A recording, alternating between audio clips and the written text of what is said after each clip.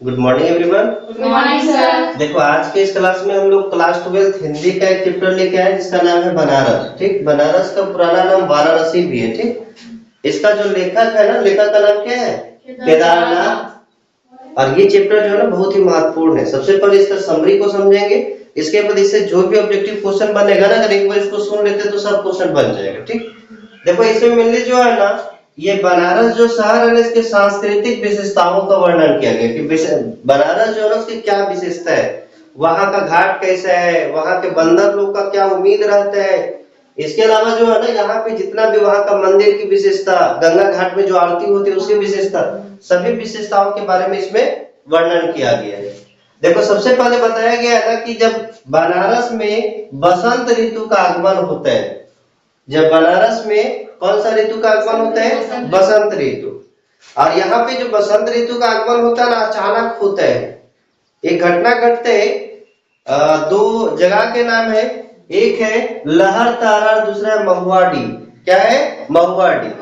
लहरतारा और महुआडी अगर पूछा जाए कहाँ का शहर है, बनारस में जगह है लहरतारा और महुआडी। ये दोनों जगह पे जो है ना, अचानक धूलों का बवंडर उठ जाता है। धूलों का बवंडर उठ जाता है। ऐसे तुम लोग जानते हो जैसे बसंत ऋतु आता है ना, हवा वगैरह चलने लगता है कि नहीं? तो ये धूलों का बवंडर उठता है, और धूल का बवंडर उठने से बोलो किसी को अच्छा फील होगा?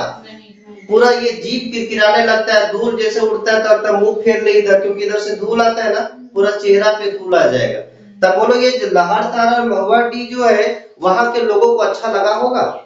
तो वहां के लोगों का जीभ किरकिराने लगता है। जीभ किरकिराना मतलब होता है कि यहाँ पे जो अच्छा नहीं लग रहा था, क्योंकि ये धूल का पूरा बवंडर उड़ रहा था। पूरा लोगों को लग रहा था कि क्या आ गया है, लेकिन क्या आया था? बसंत आया था। बसंत ऋतु जो होता है ना, वही बसंत ऋतु का आगमन कैसा होता है? यहाँ पे क्वेश्चन पूछा जाएगा, बनारस के किस शहर में धूलों का बवंडर उठा था? लहरतारा और महुआडी। अगर पूछा जाए कि बनारस में बसंत का आगमन कैसे होता है? धीरे धीरे, अचानक, इस तरह से पूछा क्या हो जाएगा? अचानक। और जब बसंत ऋतु बसंत आता है तो यहाँ के लोगों का जीव क्या होने लगता है? किरकिराने लगता है। ठीक, इसके बाद लिखा गया है कि यहाँ पे बसंत ऋतु में तुम लोग जानती हो ना, पेड़ में नए नए पत्ते आने लगते हैं, है कि नहीं? फूल आने लगते हैं, भौरा गुनगुनाने लगता है, आम में मजर आने लगता है। इस तरह का परिवर्तन जनरली देखा जाता है। तो पेड़ में नए नए पत्ते आने लगते हैं। बोलो पेड़ में जब नए नए पत्ते आने लगेंगे तो देखने में सुंदरता और ज्यादा बढ़ेगा कि घटेगा? बढ़ेगा ना, क्योंकि तुम लोग जानती हो जैसे ही पेड़ में पत्ता आता है ना नया नया, देखने में बहुत सुंदर लगता है। तो यहाँ पे पेड़ में नए नए क्या आने लगते हैं? पत्ते आने लगते हैं। और यहीं पे घाट है जिसको बोलते हैं दशाश्वमेध घाट। घाट मतलब होता है जो गंगा नदी है ना, वहां पे आरती होता है, और जो घाट है ना, उस घाट का नाम है दशाश्वमेध घाट। उस दशाश्वमेध घाट में चहल पहल होने लगती है। चहल पहल मतलब समझी? वहां पे लोग अब आने जाने लगते हैं, क्योंकि जब ये बसंत ऋतु होता है ना, पूरा सुंदरता बढ़ जाता है।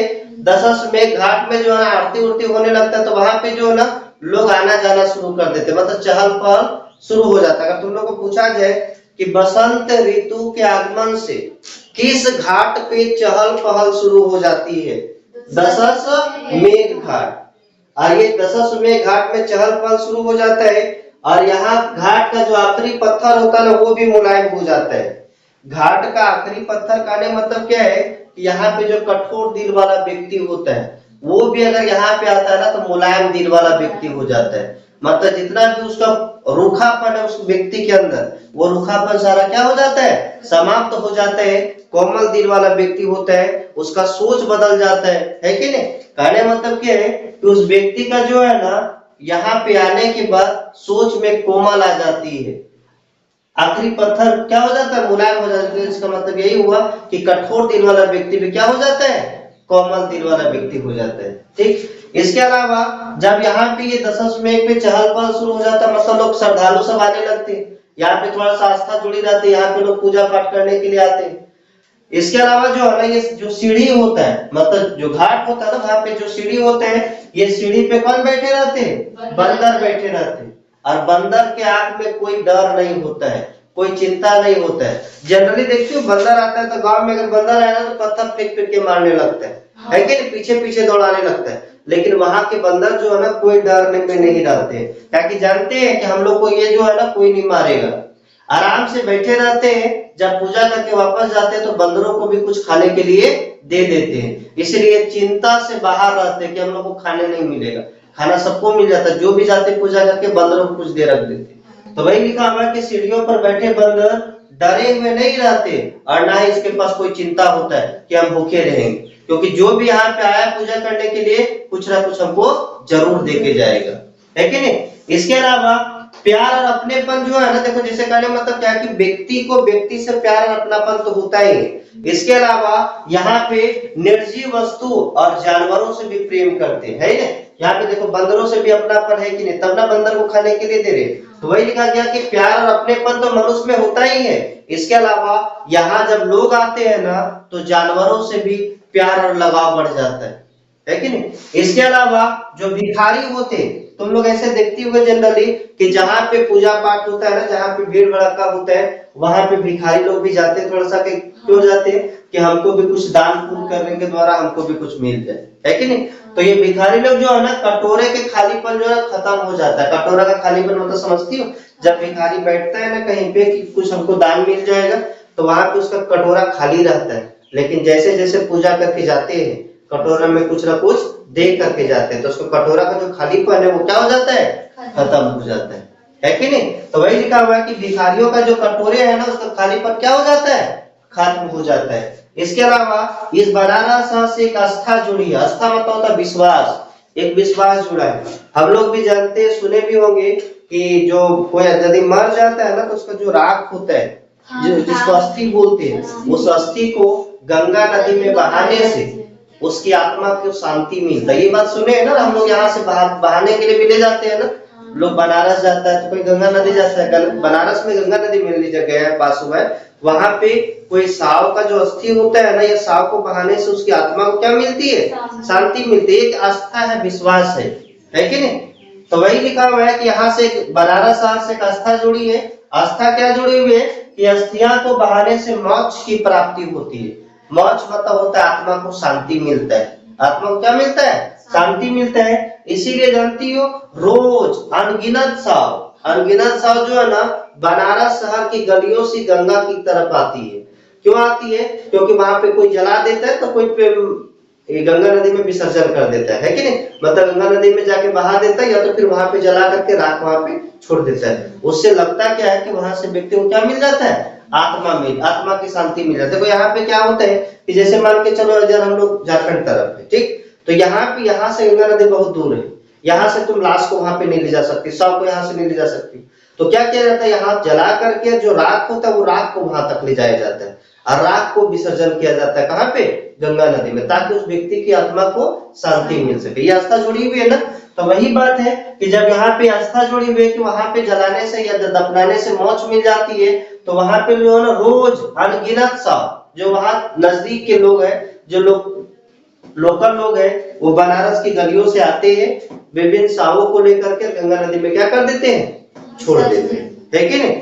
तो वही लिखा हुआ है कि रोज जो है ना अनगिनत सांव गंगा नदी की तरफ आते हैं। कहां से, गलियों से गंगा नदी की तरफ। अगर पूछा जाए कि बनारस में शव किधर से किधर की ओर जाते हैं, गंगा नदी से गलियों की ओर या गलियों से गंगा नदी की ओर, गलियों से गंगा नदी की ओर, ठीक। इसके अलावा ये जो शहर है ना, ये भागता दौड़ता शहर नहीं है, भागता दौड़ता शहर नहीं है। कहने का मतलब क्या है कि यहाँ पे अचानक कोई चीज बदलता नहीं है, जो चल रहा है ना सदियों से चल रहा है, आज से नहीं। ये अगर तुम पूछा जाए ना कि ये जो आस्था जुड़ी हुई है कि शव को वहां पे दफनाया जा, मतलब ये जलाना या तो फिर वहां पे राख जाके विसर्जन करना, वो आज से नहीं है, वो बड़ी देर से चल रहा है। कब पूर्वज लोग भी ये सब काम करते थे, वही लोग आज भी करते हैं कि नहीं। बनारस जाकर के लोग वहां पे शव को जाकर के ये करते हैं। तो कहने मतलब क्या है कि भागता दौड़ता शहर नहीं है, यहाँ पे बहुत प्राचीन चीज जो है ना, जो पहले था वैसा आज भी। जनरली देखती होगी ना, कोई जगह पे बहुत ज्यादा परिवर्तन होते रहता है, लेकिन बनारस में परिवर्तन बहुत कम देखने को मिलता है। वहां पे आधुनिकता से कोई मतलब नहीं है, आधुनिकता से कोई दुश्मनी नहीं है कि नहीं। वही चीज लिखा हुआ कि ये भागता दौड़ता शहर नहीं है। क्यों नहीं है? क्योंकि यहाँ पे जो चीज चल रहा था वो आज भी चल रहा है, ज्यादा परिवर्तन यहाँ पे नहीं हुआ है। तो वही लिखा हुआ कि यह भागता दौड़ता शहर नहीं है, लोगों का व्यक्तित्व यहाँ पे ठहराव वाला है। लोगों का व्यक्तित्व, व्यक्तित्व मतलब जैसे वहां के लोग है ना, वहां की सोच, व्यक्ति की सोच ठहराव वाला। ठहराव मतलब जो चीज चल रहा है वो चीज को सपोर्ट भी करते, कोई ज्यादा परिवर्तन करने का कोशिश नहीं करते। तो ठहराव वाला है, क्योंकि देखो यहाँ पे जो है ना नाव, गंगा नदी में एक नाव बंधा था, आज नहीं सैकड़ों साल पुराना है वो नाव, आज भी वहां पे है। जो सदियों से पहले वहां पे नाव बना था, आज भी जाओगे ना तो वहां पे नाव बना हुआ है। इसके अलावा तुलसीदास का खड़ाऊ, खड़ाऊ मतलब क्या होता है? ये चप्पल, पैर में जो चप्पल पहनते थे ना तुलसीदास, वो तुलसीदास का चप्पल आज भी वहां पे है, बनारस के जो गंगा नदी है ना उसके किनारे में। तो कहने मतलब कि आज का नहीं, ये बहुत पहले से है और आज भी जाओगे ना तो वहीं पे मिलेगा। तो इससे क्या पता चलता है? अगर हम लोग यहाँ पे मिलेगा ना नाव, तो तोड़ फोड़ के चलो बाहर गंगा नदी में बहा दो, है कि नहीं? चप्पल है तो उठा के उधर फेंक दो, है कि नहीं? लेकिन वहां पे ऐसा नहीं है, वहां पे जो है ना लोगों का व्यक्तित्व ठहराव वाला है, जो है उसको वहीं पे उसी तरह से सुरक्षित रखे। नाव आज भी वहां पे बंधा हुआ है, तुलसीदास का खड़ा आज भी वहां पे है। तो इससे क्या पता चलता है? यहाँ पे ज्यादा परिवर्तन नहीं हो रहा है, जो था वही है और वैसा रखने का कोशिश भी कर रहे। कोई दिक्कत? इसके बाद देखो क्या कहा गया है, यहाँ पे जो है ना बनारस शहर की सुंदरता के बारे में वर्णन भी किया गया है। मेनली क्या गया ना, जैसे देखो बनारस शहर जो है ना जब शाम होती है तो जानती हो आरती होता है। आरती मतलब समझती हो? हाँ। देखो आरती क्या होता है, जैसे मान के चलो वहां पे जो ब्राह्मण लोग होते हैं ना, वहां पे गंगा नदी के किनारे जाकर के दीपक ले लेते हैं और वहां पे आरती करते हैं। और उस आरती को देखने के लिए वहां के लोगों को पूरा भीड़ रहता है, क्योंकि बहुत सुंदर लगते हैं। पूरा चारों तरफ आरती का जो धुआं होता है, पूरा दीपक जला हुआ रहता है, देखने में जो है ना बहुत ज्यादा सुंदर दृश्य होता है कि नहीं? तभी कि शाम में चारों तरफ क्या होता है? आरती होता है और इसका सुंदरता चारों तरफ पूरा फैल जाता है। जो आरती की सुंदरता है, दीपक है, घंटी बजते हुए रहता है, पूरा ये दिया जलते हुए रहता है, ये पूरा जो है ना उस वहां का दृश्य अगर देखोगे ना तब पूरा लगेगा कि बनारस पूरा जो है ना ये श्रद्धा में डूब गया है, पूरा ये जो है ना भक्ति में डूब गया है, वैसा प्रतीत होते हैं। चारों तरफ जो है ना ये पूरा जो फीलिंग है ना ये आरती का, ये पूरा फैला हुआ रहता है। इसके अलावा ये आज से नहीं हो रहा है, ये सैकड़ों साल से हो रहा है और वहां पे अभी भी हो रहा है और आने वाले समय में भी होता रहेगा। इससे लगता है ना कि बनारस शहर ठहराव वाला शहर है, यहाँ पे ज्यादा बदलाव नहीं हुआ है। ये था इसका पूरा समरी। इसके अलावा यहाँ इसमें जो विशेषता है ना, इसका विशेषता को याद रखना है कि बोला जाए कि इसमें ये छंद मुक्त कविता है। क्या है? छंद मुक्त कविता है। इस कविता में खड़ी बोली का प्रयोग किया गया है। किस बोली का प्रयोग किया गया है? खड़ी बोली का। और इसमें तत्सम युक्त शब्दों का प्रयोग किया गया है। अगर पूछा जाए कि बनारस शहर में किस बोली का प्रयोग किया गया है, ये बनारस जो कविता है ना इसमें किस बोली का? तो खड़ी बोली का। कैसा कविता? तो छंद मुक्त कविता है। और यहाँ पे मैंने याद रखना कि ये तत्सम युक्त शब्द का प्रयोग किया गया। देखो बनारस जो है ना, इसके अलावा यहाँ पे एक और कविता है जिसका नाम है दिशा। क्या नाम है?